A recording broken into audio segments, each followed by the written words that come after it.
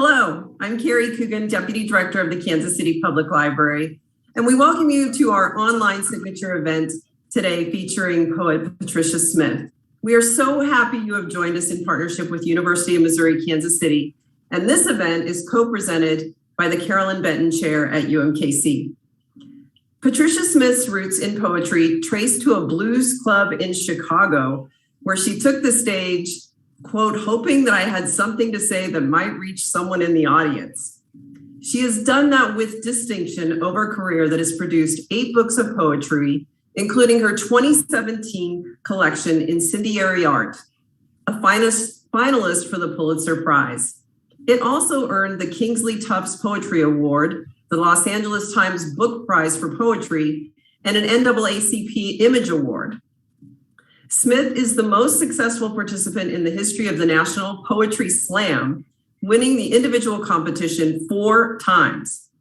Last September, she was awarded the Poetry Foundation's prestigious Ruth Lilly Poetry Prize for lifetime accomplishments warranting extraordinary recognition.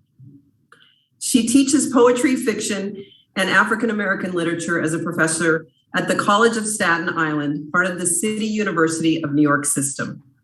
Patricia will read some of her collection of poems, and then she's going to be joined intermittently with Hadara Barnada from UMKC. Hadara is the recipient of a National Endowment for the Arts Fellowship in Poetry, the Lucille Medwick Award from the Poetry Society of America, and many other honors. Her award-winning books include The New Nudity, Lullaby, The Frame Called Ruin, and A Glass of Milk to Kiss Goodnight. She is also the author of 2 chapbooks, Fountain and Furnace, awarded the Sunken Garden Poetry Prize, and Show Me Yours, awarded the Midwest Poets Series Prize. In addition to that, she is co-author with Michelle Boisseau of the best-selling textbook, Writing Poems, 8th edition. Her poems have appeared in the American Poetry Review, The Believer, Kenyon Review, The New Republic, Plowshares, Poetry, and Tin House. Hadara is a professor of English and teaches in the MFA program at the University of Missouri, Kansas City. It brings me great pleasure to introduce both Patricia Smith and Hadara Barnada. Welcome to the program, and so happy to have you both here. Thank you. I think Hadara should be reading. That's quite a resume. I love all those publications. Jealous. Thank you, Patricia. Carrie, thank you so much for that kind introduction. I again want to thank the Cockefair board, the English department at UMKC, and our faculty and students, as well as the library for helping to make this happen. Patricia, we are so happy to have you here. Of course, the weather messed with us a bit, but we've bounced back and you're still able to join us. We're so happy. Glad to be here. Thank you. Thanks. So Carrie stole my thunder a little bit. One of the first things I wanted to talk to you about was spoken word and poetry on the page. Sure. In addition to a number of prestigious book awards, the Guggenheim Ruth Lilly Award, Kingsley Tufts, the Los Angeles Times Book Award, you are a 4-time National Poetry Slam champion, which Carrie mentioned 4 times, so which is has never been matched in the history. That's impressive. Okay, yeah, I guess it is. So many writers consider spoken word and poetry on the page as coming from 2 different poetic camps or spheres. But I think they have so much to teach each other. I actually was a spoken word poet and performed around New York as a teenager into my early 20s. And for me, it just infuses, it's part of my work. It hasn't gone away. But I know, so, I talk to students, I talk to colleagues who do see it as two different things. Can you suggest a poem of yours that you feel like bridges spoken word and written poetry? Maybe Incendiary Art Birmingham from Incendiary Art, or Voodoo 5 Enemy Be Gone from Blood Dazzler. Sure. Also, though, I do want to talk about that a little bit, because I think a lot of people, we think we've evolved, but a lot of people still have that idea. And it took some time to move past that. It took time for me to move past it in my head and to convince other people. So I'm going to do this poem. It says, Incendiary Art, Birmingham. It says for Avery R. Young. It's dedicated to a friend of mine in Chicago who performs with sometimes with a gospel group, sometimes with a blues band. And the first performance piece I had heard about the 4 little girls who died in Birmingham, it was him. And so that let me know. And it taught me, it says, there's some things you don't think you can go in and explore as a performer. And that was one of them. And so it taught me that it was okay to do this. Incendiary Art, Birmingham, 1963. Baby girls, boom. Baby girls blow and burn. Skin balloons, booms. Baby girls burn, boom. The Lord dangles, festive and helpless. Hymnals blacken while brown baby girls pucker, leak. Blood gels, muddies pigtail, makes lace stiff. Baby girls blacken, crackle in the vague direction of his hands, nailed still. Baby brown girl bodies gap wide, wider, char and shut. Okay, that one. And the voodoo, the whole idea behind Blood Dazzler, if anybody doesn't know, was, I guess most people know it was written about Hurricane Katrina, but also the center of it was something that performance poets utilize a lot. As a matter of fact, it's where I was first introduced to persona. And that was the core of this book when I decided to give voice to the hurricane. And once that happened, the whole book took shape. I'm not from, this is a long conversation, but I'm not from the Gulf region. That was a whole other conversation. And so there's a very intricate cultural pattern in the Gulf region, and people are very possessive of it. So I was trying to touch on as many things as I could about the region. And so the Whispers of Voodoo, I thought, needed a small place in the book. Voodoo 5, Enemy Be Gone.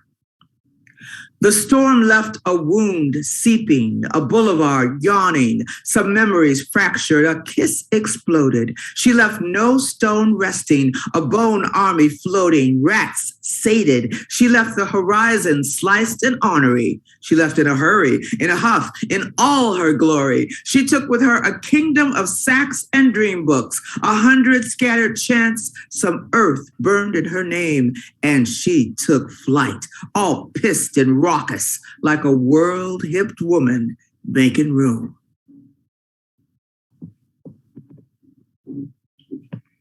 I haven't read that in so long. That felt so good. Oh, yay.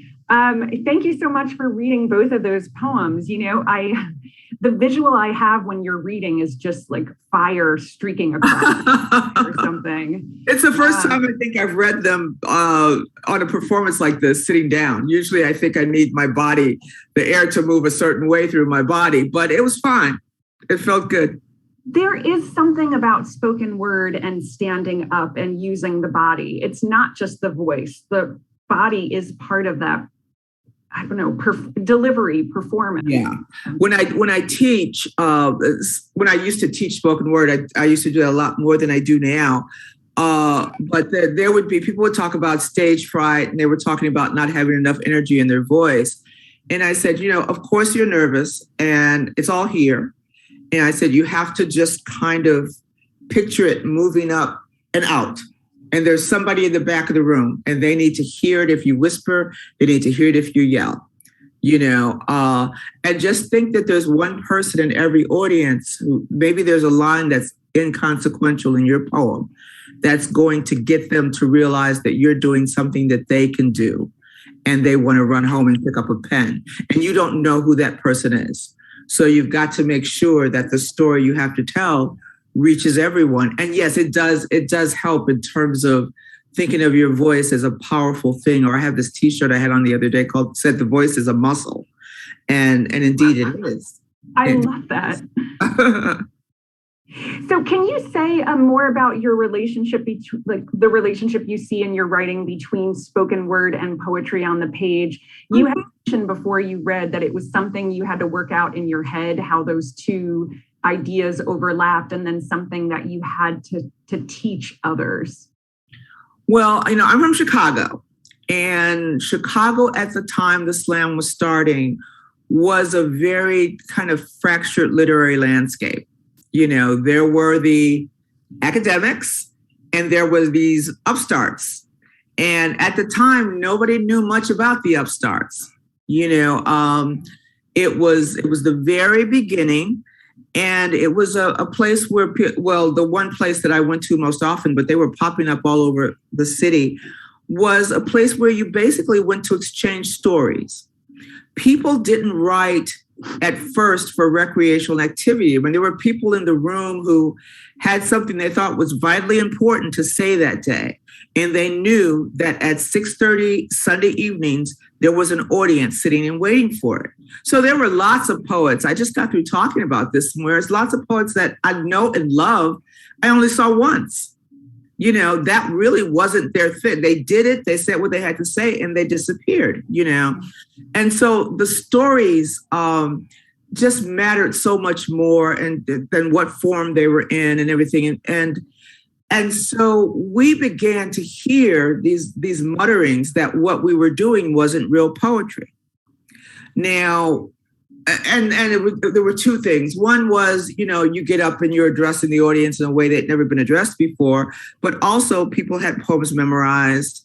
There was the whole idea about poetry in competition, getting a score for a poem that people decided to argue about. And it's the home of Poetry Magazine. So there was a real chasm there. It was really something happening. So I guess I started to believe it. And so we were like the choir preaching to the choir. We were comfortable with our group. We were like, the hell, we don't need their grant money. And they're going, we don't need their audience, and we're faced off like we didn't all use words, And so I wasn't quite sure what was going to remedy that, if anything, but I pretty much made up my mind. Well, I have my audience. And we, it was growing by leaps and bounds. There were like 6 places a night to read poetry. And so we would just go, the same groups would just go around to all these different places. And I think 2 things happened, and I'll try to go to them really quickly. One was there was a place called the Red Lion, and it was really close to a really popular poetry bookstore. And they had these readings that had what they called a emerging poet and a established poet. And the emerging poets were sometimes slammers because they wanted to add some fire to the, what are those people who don't use their books? Let's get one of those, Yeah. So I was the emerging poet, and the established poet was Reginald Gibbons. And Reginald Gibbons was like the editor of Tri Quarterly magazine. And I was like, oh no, because I'm thinking that he's going to see that I'm not a real poet. Right. So I'm very aware of him sitting and listening. And so I do these poems, and he's quiet. And then afterwards he said, that one poem you did, could I see it on the page? And I said, oh, here it comes. He's going to really know now. Because if you took one of my poems at that time, it was just a big block of end wherever the page ends, and I gave it to him. And I thought he was about to edit me right there. And he read it, and he said, would you put your name and an address on top of it? And I said, why? He said, I want to publish it. And I thought, okay, if he sees poetry in this, we have to be doing it. Because what I was worried about were line breaks and stuff. He says, oh, we'll work through that.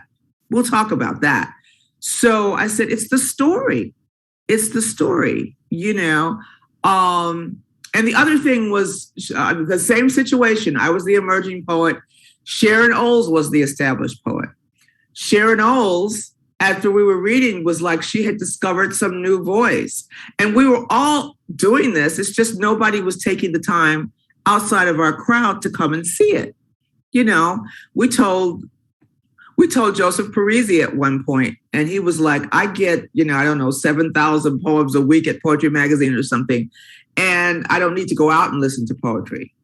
So it was this kind of, and you kind of understand that in one way, and so in my head, I said, I'm going to see what these other people are doing, and with no idea of who I really should be reading or what, I volunteered at a bookstore and I just started pulling poetry books down. And I'd read the first 3 and it either spoke to me or didn't, And I volunteered at bookstores and started watching people come in and going to readings of people that I didn't know who were performance people. And realizing that there were so many people who didn't want to acknowledge that there was a parallel, because that meant all kind of things, and all kind of considerations that some people weren't ready or willing to make, and so we had to kind of not be disappeared. And there are a number of people who I can point to today who you either make a decision at that time. It's a recreational activity and I'm going to do this for a while, then I'm going to go live my life, or I've got to figure out how to live my life this way because I don't want to do anything else, and if you're going to do that, unless you're going to go be on television or something, there have to be books in the works and you have to learn. And the last thing I'm going to say about that is when I decided to get my MFA, which was really late, there's a woman named Annie Finch, and Annie Finch is like the mistress of meter. And I came to her and I said, I want a name for what you do. I want to know what to call these things, because I would see, for instance, if I loved a poem of yours and every time I saw it, I would read it, even though I almost knew it by heart. There is something that you are doing technically in that poem to help heighten my response. And I didn't know what it was. It's like, what makes me want to hear this on the open air all the time? And it's not always just the story. It's something else going on. And what is that? What's it called? And I know it's good because I can't see it. And so that's what got me really curious. And so I bought a form book and thought I was going to teach myself form. It was a disaster. I love this idea of border crossing, that both camps had to kind of come together. There's still some fighters now on both sides. There are. Yeah, you know this, right? They don't want to see it. I do. Or when I tell people that I was a spoken word poet for years, I was at the New Eurekan every weekend for years of my life, the New Eurekan Poets Cafe in New York. People are just like, I don't understand. And I'm like, what's to understand? If you care about sound. Yeah, I think we may have overlapped somehow. I love the New Eurekan. Loved it, and take my students there, and they didn't know. Well, my students on Staten Island very seldom get off the island, and they did not know anything like that exists, and it just opened everything up for them. There's no space. Yeah, there are not many spaces like that. That's right. Well, can you talk about how spoken word informs your written poetry? Sure. Do you still think of yourself? Is it so intertwined? There, you can't distinguish between the two. The difference is when you're doing spoken word, you're usually doing it from a stage. People don't have the poem in front of them. There's always a little bit more of a conversational feel. It's almost like you're sitting at a bar across from somebody and say, I got this story I need to tell you, and sometimes you have to walk into the story, set it up a little bit more because they can't look at it again when they get home. They're not following along. So if the poem is too intricate or it's too textured, language-wise and stuff, and so the listener might get hooked on something that they're trying to figure out. And meanwhile, you're still going. So they're going to miss half the poem, And so there's a certain type of poem that you would do. I found myself once I started concentrating more on written stuff, probably editing, like the first third of my poems would be gone because that was the throat clearing, the kind of intro. And I would find myself, even sometimes when I perform, cutting it out myself and just starting in the midst of the action, just like a short story or something. And was able to kind of divvy up the language a little bit more. And then what I learned about how to make your reader read the poem as if they were hearing it live. So I talk to my students a lot about how much power a poet has on the page, and becoming aware of that power is the best thing that can happen. That's where the spacing of the poem, the number of stanzas, the amount of punctuation, how the poem appears on the page, whether the words look close together, or, if you want your reader to be breathless at the end of a poem, don't let them breathe. Take out the punctuation, close up the stanza breaks, close up the, if you want to write something beautiful and you want them musing on the different encounters with beauty in a poem, you give them more space on the page to kind of take in that image and then come back and, you can make them do whatever it is you want them to do, and so I often talk about the toolbox, and I used to, when I first started writing for the page, I wanted my poem to be like straight up and down and really kind of, I wanted the line to be straight. So whatever word ended that lined up with the others, I just stopped there, but to be able to get a reader to hang on to the edge of a line because you ended it in a way that could take them in two different directions, and they wanted to feel that for a second before they went to the next line, so I think that to me was the primary difference, is realizing that you can tell the same stories with much of the same language, but since you're not there to read it, you can make the reader do that. And the other thing was, when I was studying form, that sometimes you're carrying around a poem for like 2 or 3 years and it's just not working, and you keep putting it in that folder and you go, it's not. Sometimes the poem is asking for something that you do not yet know how to do. Sometimes there's a form that, for instance, repetition. A little call and response in a poem, a little gospel repetition, a little blues repetition, and okay, fine. I want that repetition to work, but let's see if there's a form that makes sense, and if there's a form that makes sense, it's two ways of pulling your reader in. One is like, well, she couldn't possibly tell this story in this old archaic, only white men do it form, which is I talk about the unexpected entry point. And sometimes people don't think that modern concerns can fit into old poems, to old forms. So it's that element of surprise, what you can do that people think you can't do, or they dare you to. And that helps them, and the thing you said about spoken word, it still happens. It's like, you're in our realm now because we had to let a couple of you guys in the realm, yeah.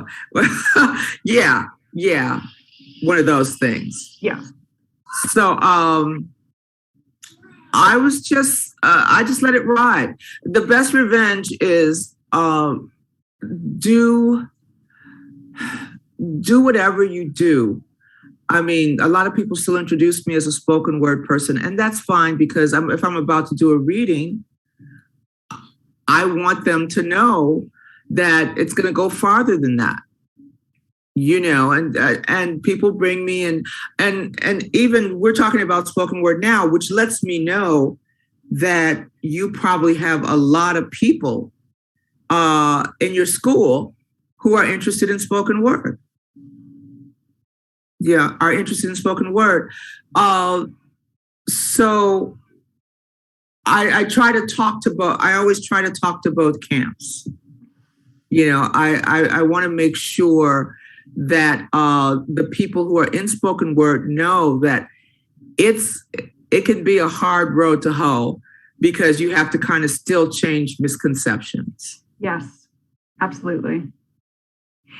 So I wondered if you could talk a little bit about sound in your poetry. For me, your poetry embodies such incredible innovation and mastery of sound. I think that you are a remarkable verb maker and a verb inventor.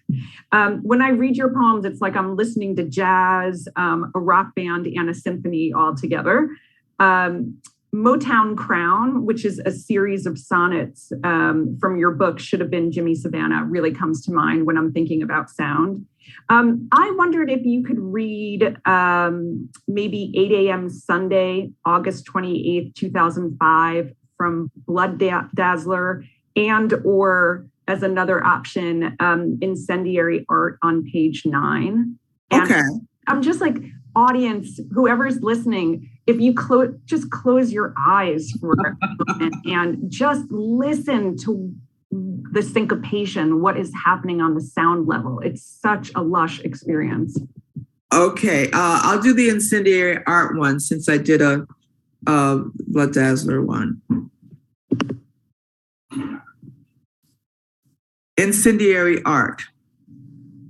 The city's streets are densely shelled with rows of salt and packaged hair.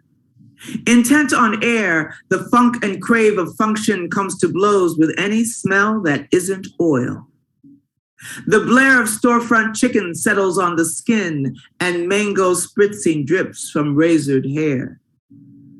The corner chefs cube pork, decide again on cayenne, fry in grease that's glopped with dust. The sizzle of the feast adds to the din of children strutting slant, their wanderlust and cussing, plus the loud and tactless hiss of dogged hustlers bellowing past gusts of peppered breeze, that fatty, fragrant bliss in skillets. All our rampant hunger tricks us into thinking we can dare dismiss the thing men do to boulevards, the wicks their bodies be. A city strapped for art delights in torching them, at first for kicks, to waltz to whirling sparks, but soon those hearts thud thinner, whittled by the chomp of heat. Outlined in chalk, men blacken, curl apart. Their blindly rising fume is bittersweet, although reversals in the air could fool us into thinking they weren't meant as meat. Our sons don't burn their cities as a rule, born as they are, up to their necks in fuel. That ending is devastating. Thank you. Thank you. Yes, devastating is a compliment in the poetry universe. Absolutely. Also, just a line like that fatty, fragrant bliss in skillets. It's just so sickly gorgeous. I'm going to tell you, though, that I think there are two things there. Actually, there's one thing happening there. I think that when you have a spoken word background, sometimes you may be doing a poem for the first time. And a little mental note in your head, like those two words against each other sound really good, or they fit really well, or they don't. So when you're revising for sound. It was a total surprise to me the first time I read that out loud and all those S sounds that were through there.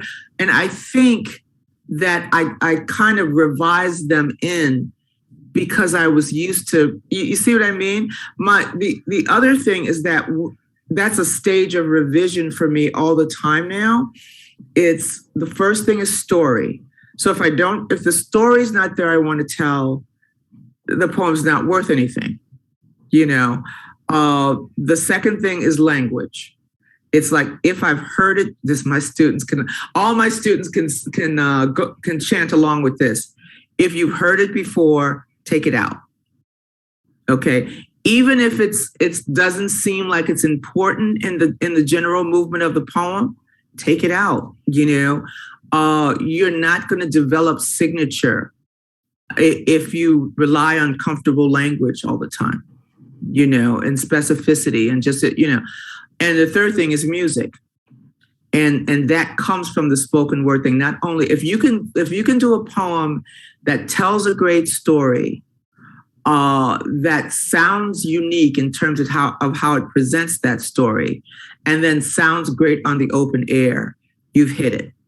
You have it, you know. And I think a grounding in spoken word is the perfect entry point to dealing with those three things. I totally agree.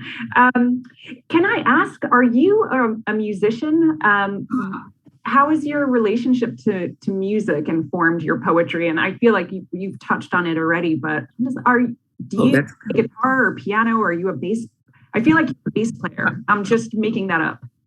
No, my husband gave me an amazing Fender Strat guitar for Christmas.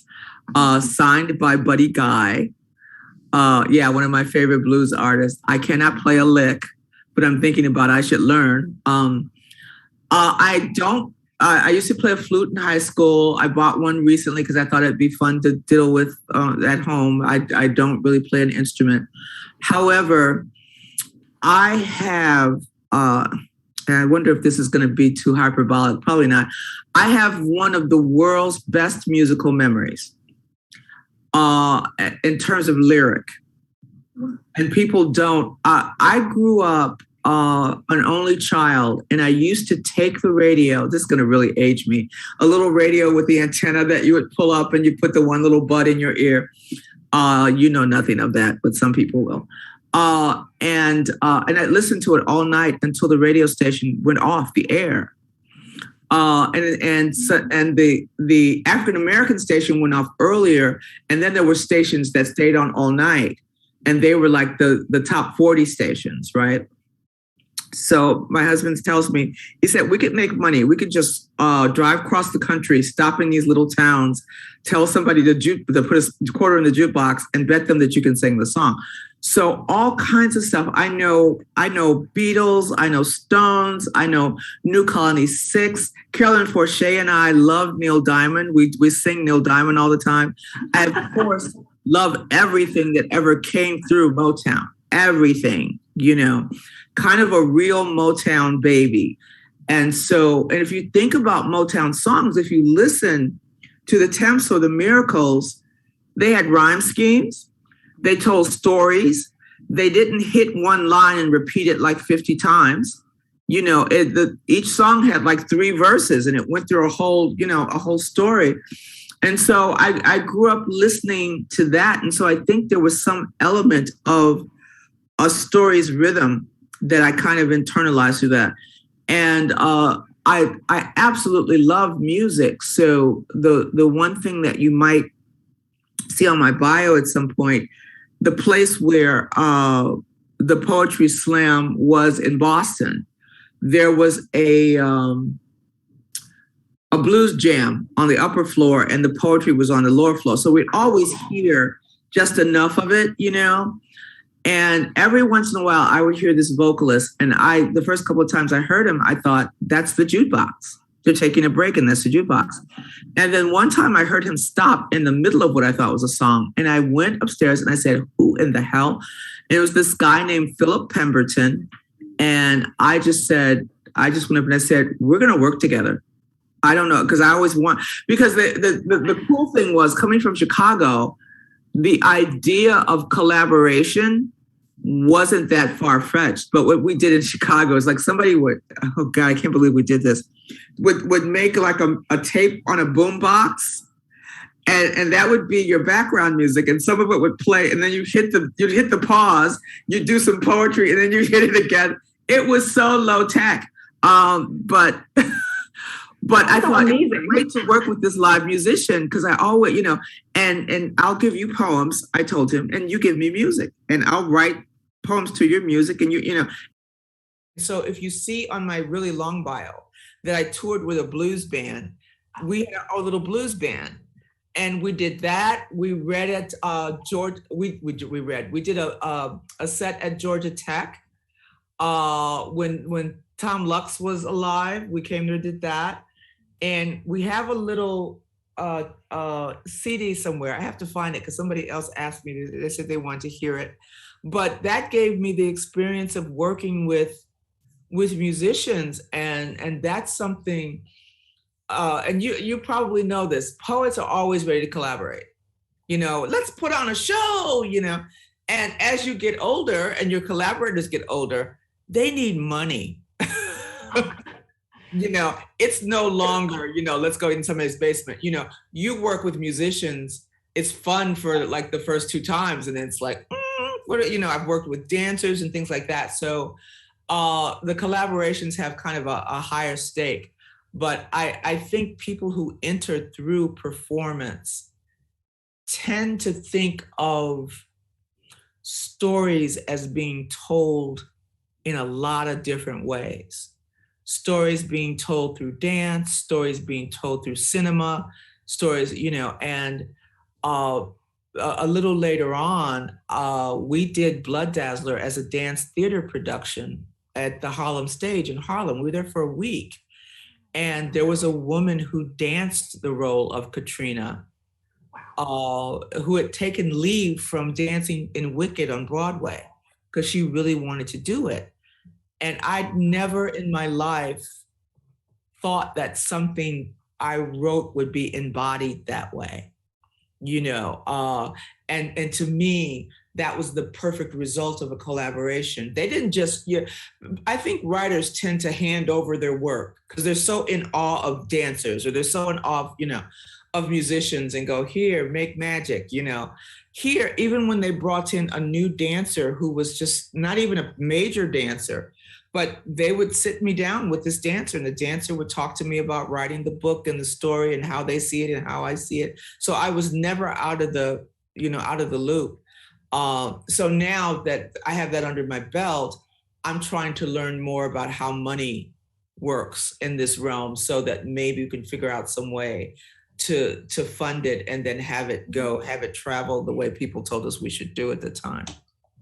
See how I told you how much I talk. Told you.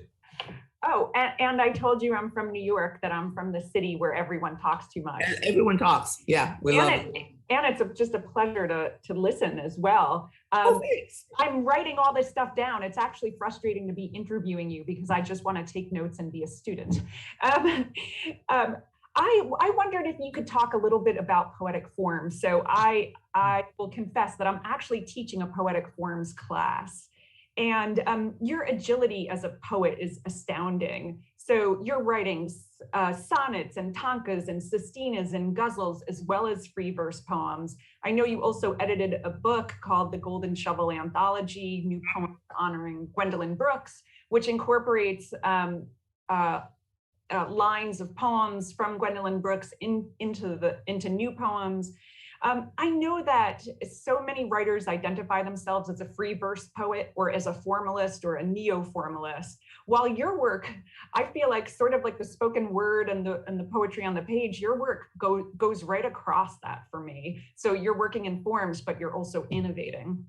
I wondered if you could read the sonnet Rebuilding from Blood Dazzler. And of course, if there's another poem in forms that you'd prefer to read, please do.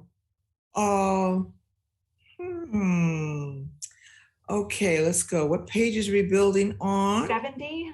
70? Okay. You're so handy. You can just bring me along to your readings. And okay. Okay. Oh, there it is. Oh, wow. Okay. Well, there's a, I'd forgotten about this one. Yeah, when a new book comes out, and sometimes you don't want it to happen, but it's like the other book gets pushed back, and there has to be sometimes I go places and they say, oh, we're using Blood Dazzler in a class or something. And that will take me back into the book and give me a chance to read something that wasn't really part of when I was reading from Blood Dazzler a lot. I wasn't reading this poem, and I don't know why. So I will read it now. Thank you for leading me back to it. Thanks, Patricia. Rebuilding. A razored sky, unsure of what it yields, arcs over flattened blocks, upturned faces, muted shards of organ. Each day reveals inane thoughts of dance. All fleeting traces of the needled rain, the roar, the black wind swirl in the obscene shimmer of new nails hammered into treated wood. The thick-skinned bring a song up from their feet, but it fails to drown out the big, useless drone of work, the busy sounds of lifting what is damned.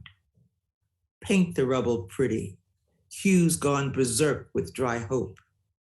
It seems we have been programmed to set chaos upright, scrub at the stain, build our homes on rivers and waltz in the rain.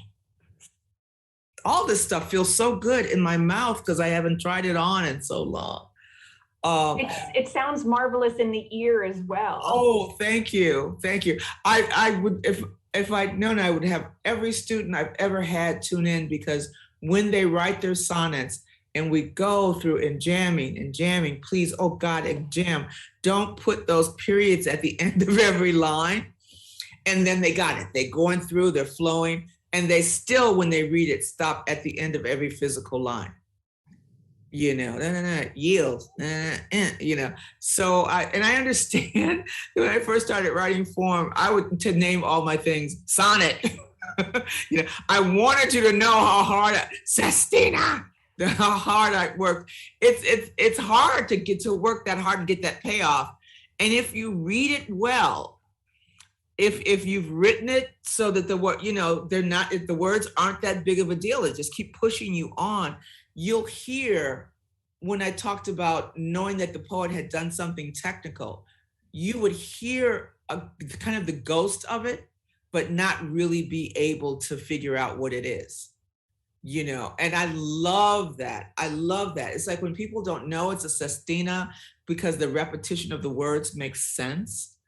That's form, and it's perfect. And form, I think that being a spoken word artist and really the slam made me no, it didn't make me competitive.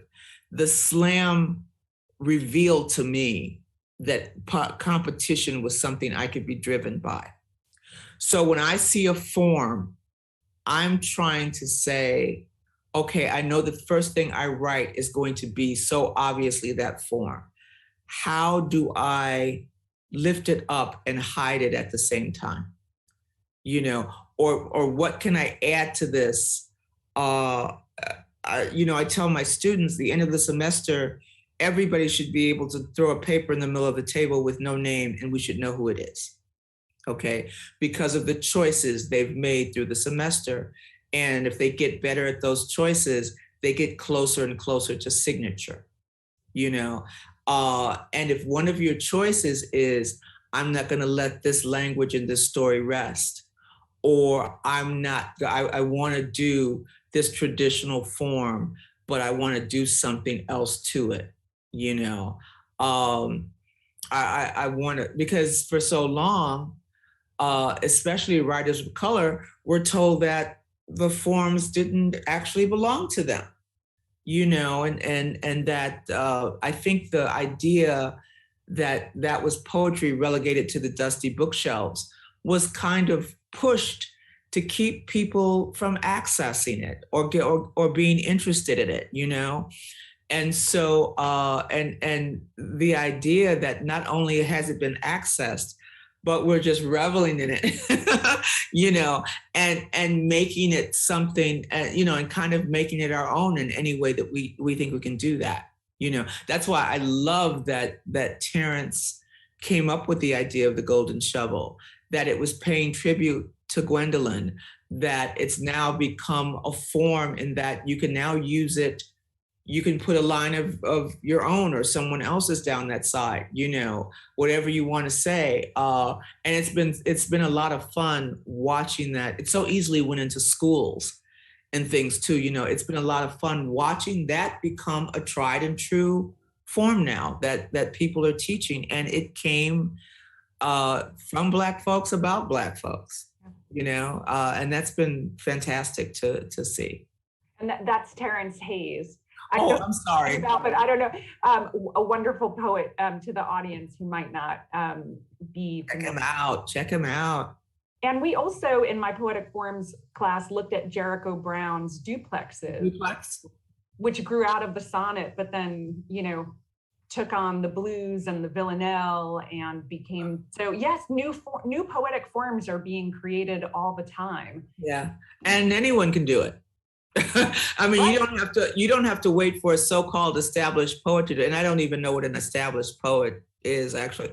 Anybody can do it. Anybody can do it. And I suggest that the first book I picked up with forms that I remember I said I was going to teach myself forms. So I got Miller Williams' Patterns of Poetry, old book. And I was like, I'll just start on the first chapter, and and he would get into some old English forms and some nonce form, very fascinating, but very, very hard if you're not. I have to hear it first, and I really had no place to hear some of those things. But I think that when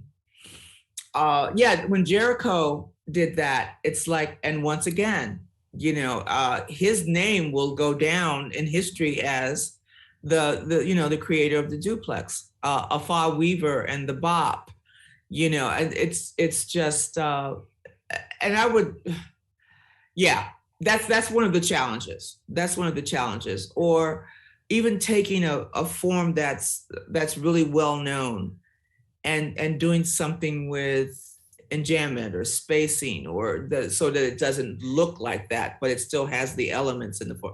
And that's cool too. That's one of the best things about being a writer. The slate is empty every morning, and it's up to you what you're going to fill it with. Some of the same old, or are you going to come out of the box with something else? Yeah, I talk to my students about, you can make brand new forms, but you can also use given forms and make them new. I think it was Dean Young who said, new ideas are being made at the idea factory all the time. So there's not this, it's not a finite, it's living and flexible. Yeah. So I'm going to switch gears a little bit. Could you talk about the intersection of poetry and research? Your poetry is heavily informed by research and has a remarkable interdisciplinary vision. Blood Dazzler focuses on Hurricane Katrina, incorporates weather reports. Incendiary Art explores the murders of Black individuals from Emmett Till to more recent individuals who were murdered by the police. Well, actually, first, would you mind switching back to Incendiary Art, August 15th, 2014, St. Louis, Missouri. We're in Missouri, so I thought that would be okay. So I'm in Incendiary Art, page 81. 81. And it's for Kajimi Powell. Sure. I used to say Kajim. I think I heard Kajim? It. Yeah, I think it's Kajim, but it could be Kajim in the news and Kajime at home, or so. Sure. Just really briefly, it's part of a long sequence of poems. Basically, I was trying to use names that not many people knew, not nationally known names, because I wanted to get the drumbeat of the losses. And people surprised each time, like, I didn't hear about that, I didn't hear about that, I didn't hear about that. So August 19th, 2014, St. Louis, Missouri. Kajim Powell, 25, was accused of shoplifting donuts and energy drinks. Police said the mentally disturbed man approached with a knife in an overhand grip. They shot him dead 15 seconds after they arrived. Video shows that Powell's hands were at his side. I am the mother of that darkest magician. His 1,000 limbs thrash in and out of your practice sightline. He is always behind, beside, and in front of you. He lunges for your neck while whistling on a side street 3 blocks away. Firepower throbs in every finger of his bound or idle hands. No matter where he is the leading man in the stuttering convenience store video. If he is not there, he will be. If he hasn't, he is about to. If a blade's not in his hand, it is in his hand. If his hands are up, they're clawing through his pockets for something. If he's screeching, "Don't shoot," he's clearly saying, "Please, I'm tired. Help me fall down."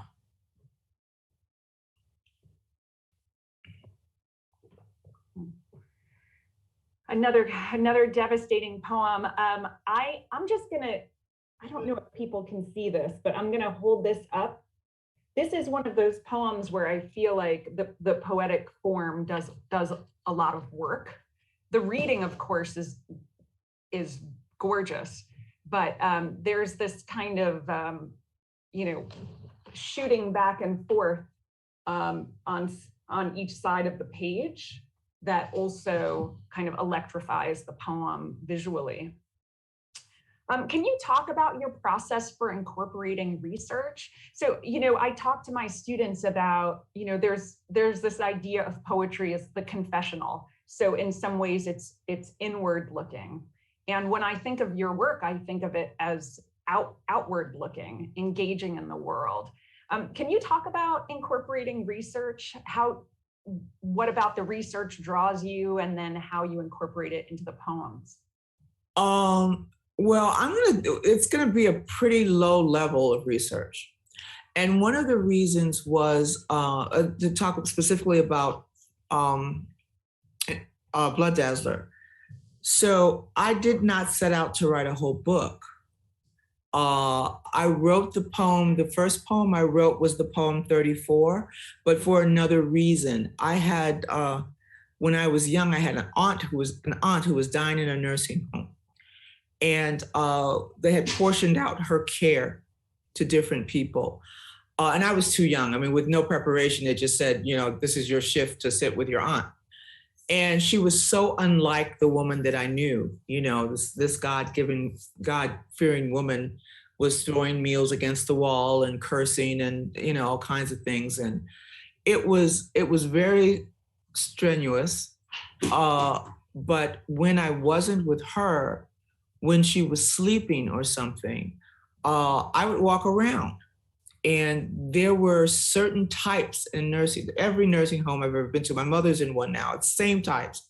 There's the guy who was in the military who still has this kind of military bearing and, he likes to salute. And, there's the woman who puts on like a full face of makeup every day and just sits, like, this is what I'm used to, And when I saw that story about the 34 nursing home residents who were left behind, I pictured, I remember when my aunt would start to kind of lose control. There was a yellow button by her bed, and I would press for help, and someone would come. And without knowing the setup of that particular nursing home, I just imagined the lights are out, the water's rising, and all the hands are pushing the buttons and no one's coming. So I wrote just that one poem, basically drawn into it, watching Katrina like everyone else, but drawn into it because I felt I could see that parallel with, when my aunt was in the nursing home. So I did that. And one of the reasons I was so glad to read Rebuilding today is that I was folding that poem in, talking about Katrina a little bit, doing that poem, doing my regular readings.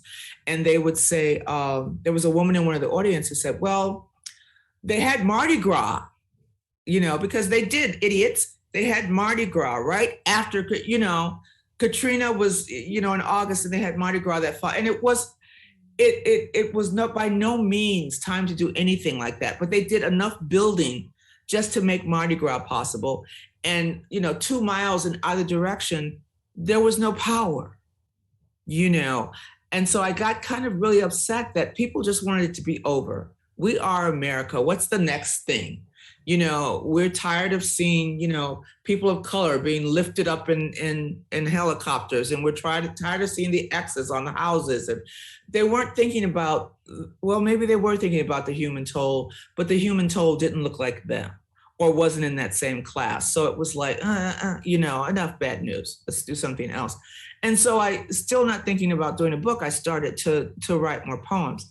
What is not in the book is that at the time, my husband was working for AP. He's like a lifelong news guy. He was working in a section called News Features. And it's where they take the news story, but they do some feature aspect of it, where a reporter might go out and live with a family for a month or something and write dispatches that would appear on the weekends or something. And so he had reporters who were out at Katrina. And so he would tell me things that his reporters were saying that sometimes made it into stories and sometimes didn't. And there were pictures that they couldn't use because there would be, prohibitive emotional content or something. And what the pictures, the idea of the dog in the book, the idea of Luther B in the book. Luther B was that, there was a picture of a dead dog because it draped over a power line. Dad just gone. No, it looked boneless, I had been there.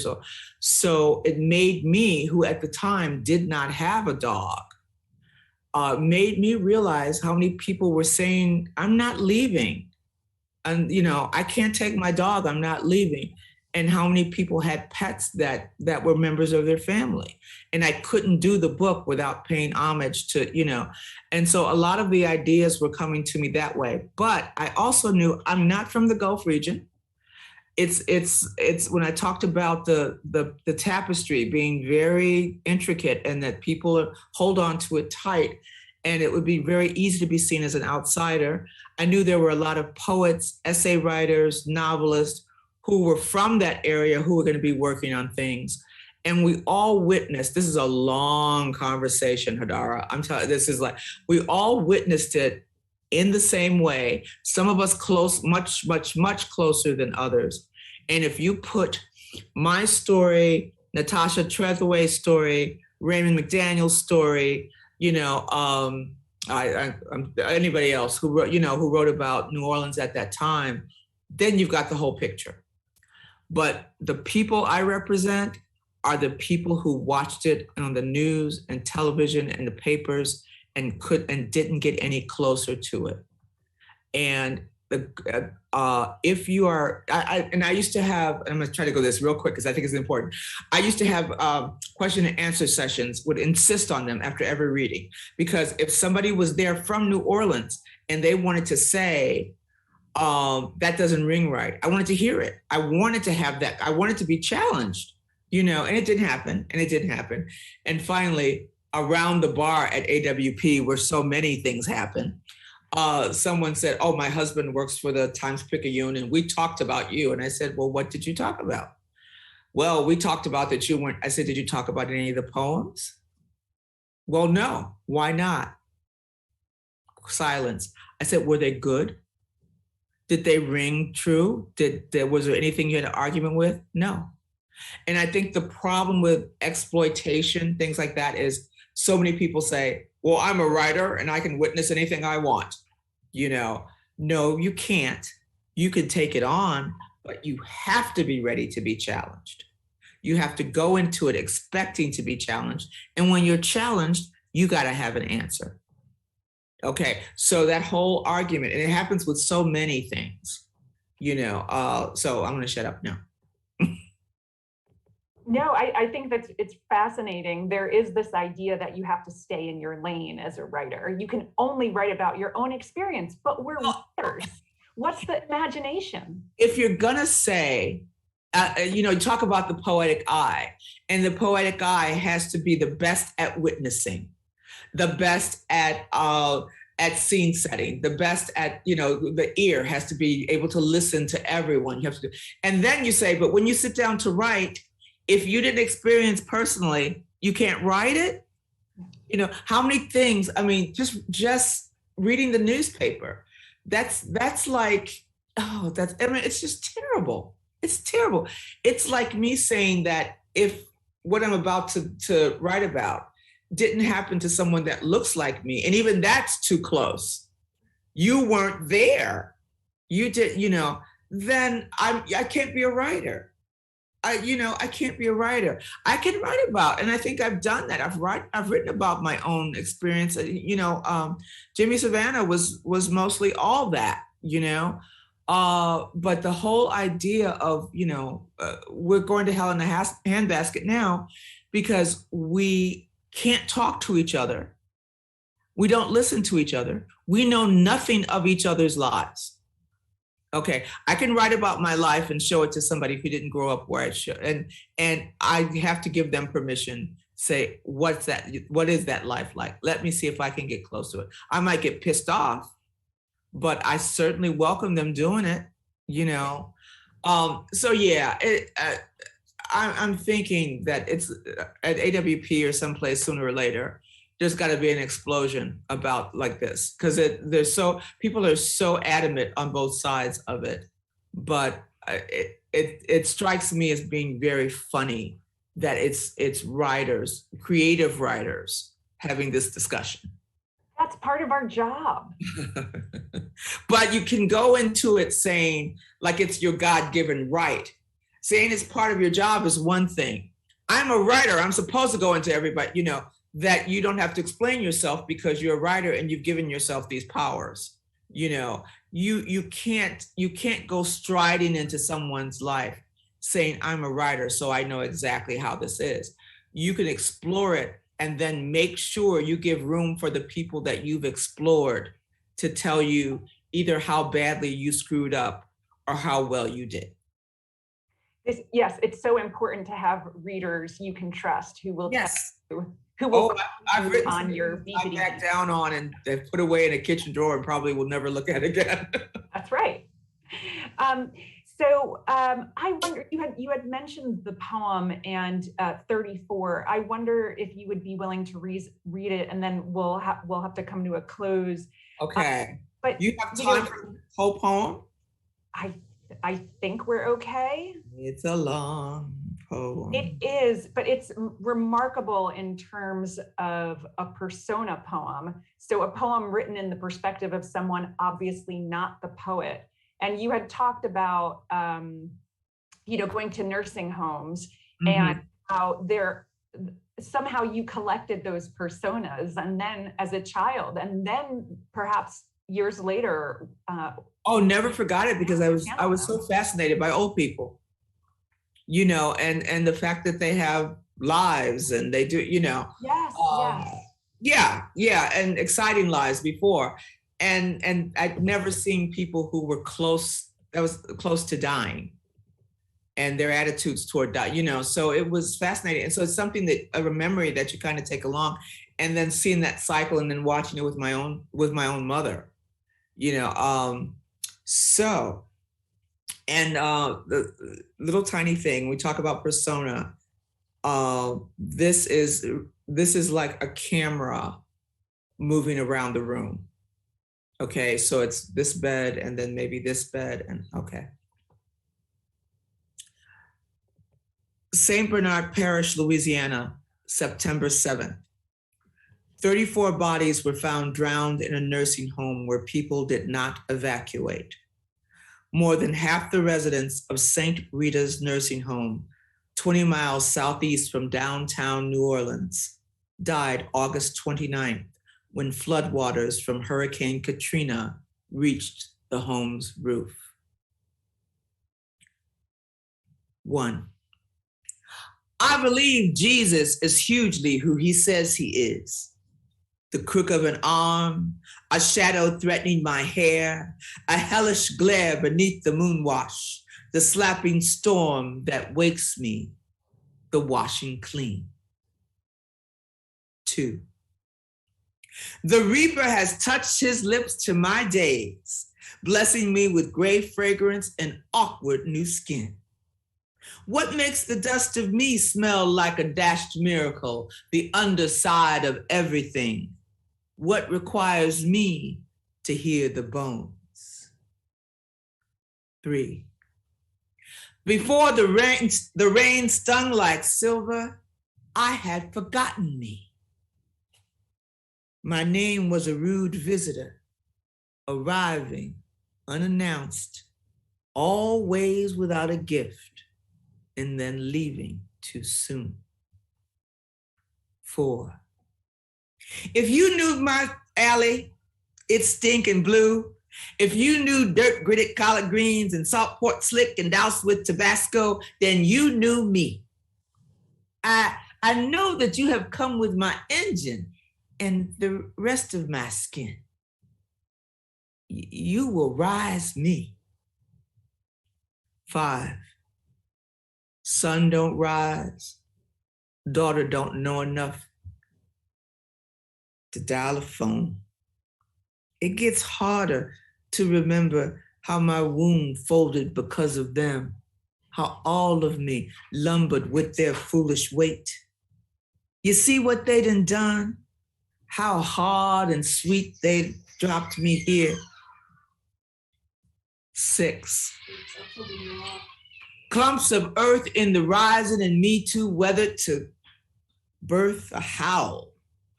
I sleep in small shadows. I climb the bitten left wall of my heart. In all the places I fall, it is dry. 7. We knew we had been bred for sacrifice. Our overflow of yesterday's too wretched a nudge, our tired hearts borderless and already mapped for the motherland. We reach for the past like it is food and we are starving. Our surfaces are scoured. We are prepared. We are dressed in white. 8. When help comes, it'll be young men smelling like cigarettes in Chevys, muscled boys with autumn breath and steel baskets, just the right size for our souls. To save us, they will rub our gum with hard bread. They will offer us water. 9. To cool the fever, you rub the sickness with some wet earth. For swelling, you boil a just plucked chicken and then you douse the hurting in the steam. Always from the position of your knees, you create the savior you need. And then you wait. Wait. Jesus. Both faith and magic done failed. 10. There is no light, no thin food moving through my arms. Even without machines, I feel my numbers have soared. I am a sudden second of soft leave and I am cold. And I'm strapped to this country. 11. Daughter, son, I am bursting with this. I am straining to celebrate the links of blood. I am wide aloud, craving something shaped like you. 12. There are no 12. There are no bridges. 13. We are stunned on our scabbed backs. There's the sound of whispered splashing, and then this. Leave them. 14. Our Father. 15. The walls are slithering with spit, tears, and the badness that muddies rivers. We flail in that sin, alive and bended beneath a wretched southern rain.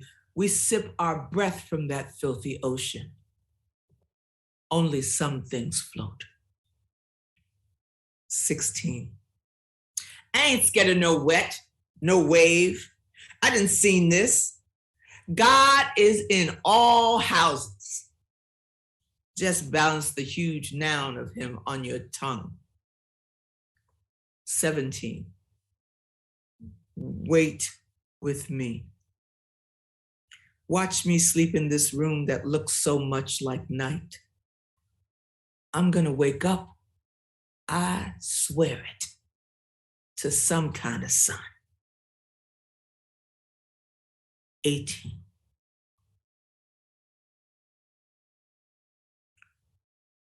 $19. My name is Erlene, and I'm gonna say you my life. Sugar in my veins, a single cloudy eye, and blood when I pee. Half dead. That's what I used to tell him. Hell, I'm already half dead. 20. I have forgotten how to pray. I can't find my knees.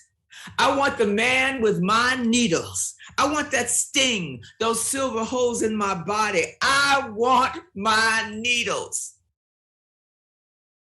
I want to sleep for days. I want somebody's hand.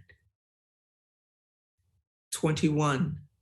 Hallowed be thy name. 22. Hollow be our names. Call us running boards, the Iceman, Big Band, Hogshead, Possum and Stewing Pots. Twist our heads on snapping necks back to where we danced from. Call us names that are barely necessary. Call us those who do not need these days. 23. Big Easy. I ran your green, rolled in your red dust, and your sun turned the white of me red and the black of me blue. Funny how colored I got, how I absorbed your heat, and how you, without flinching, called me your child. 24.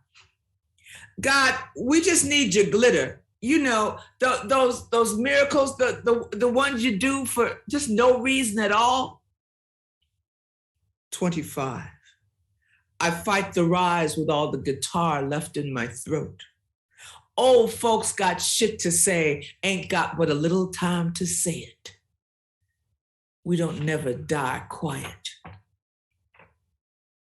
26. A sudden ocean of everyone's shoulders. 27. And this scripture, leave them. 28. And I am left, no deity hovering, no black hair on my head, all of me thinner than when I began. Fingers of ice climb me, reach my dimming light, and then choke my only angel. 29. I had the rumble hips, I tell you. I was sling back and press curl and big titties with necessary milk. I was somebody's woman. I was the city where the city wasn't. Louisiana. Goddamn. You lied to me so lush. 30. I lost my seeing in that war, but I ain't gonna need these old eyes for that resurrection. That's gonna be one hell of a line. I'll be the one slightly off center. I might be facing the wrong way. 31. They left us, me, him, our crinkled hands. They left our hard histories, our gone children and story tells. They left the porch creaking. They left us to our God, but our God was mesmerized elsewhere, watching his reign. 32. Thy will be 33. No more of us, stunned and silent on the skin of this sea, this thunderous wet. We bob and bounce and spin slowly, draped in an odd sparkle. 34. The under earth turns its face to us. Leave